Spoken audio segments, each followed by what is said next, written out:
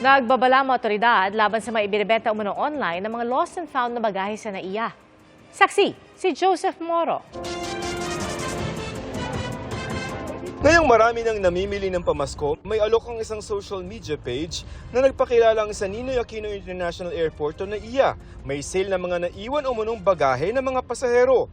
May raffle muna para sa tsansang bumili ng maleta sa halagang lampas 500 piso lamang pero hihingan ka ng credit card details. Babala ng Manila International Airport Authority o MIA. It's a scam. Buhay na buhay sila. Pag sinabi mong maleta kasi, oops, imported dyan. Ang mga lost and found na bagahe hindi raw ibinibenta online. Huwag kayong magpapascam po sa ganito. We should think twice pag hiningi na yung bank account mo. Base sa protocol, ilalagay ang mga yan sa mga lost and found na opisina ng terminal kung saan sila nakita. Kung sa loob ng 2 araw, wala pa rin kiklaim doon sa Terminal 2 at saka sa Terminal 3, dito na yan ilalagay sa NAIA Terminal 1 Lost and Found section. Kaya dito makikita nyo yung mga bagahe na naiwan ngayong buwan ng Nobyembre. May mga stroller, may mga laruan ng mga bata, kahit nga saklay.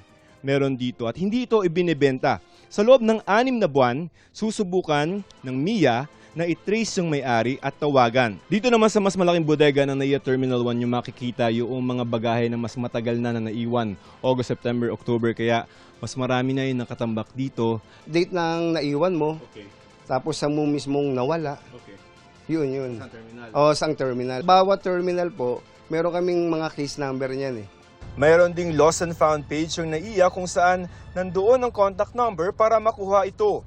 Kung walang kumuha sa loob ng 6 na buwan, ipapasubasta ng Asset Disposal Committee ang ilang naiwan tulad ng mga jewelry o mga gadget. Pero hindi raw sila kailanman ibinibenta online. Pinapublish yan, sir. All biddings conducted by the MIA are published. Yung mga damit, merong mga neck pillows, no? Upon recommendation to our GM, we give this to charity. Payo ng MIA, labelan ng pangalan at contact details ang inyong mga bagahe. Para sa GMA Integrated News, Joseph Morong ang inyong saksi. Mga kapuso, sama-sama tayong maging saksi. Mag-subscribe sa GMA Integrated News sa YouTube. Para sa mga kapuso abroad, samahan niyo kami sa GMA Pinoy TV at sa www.gmanews.tv.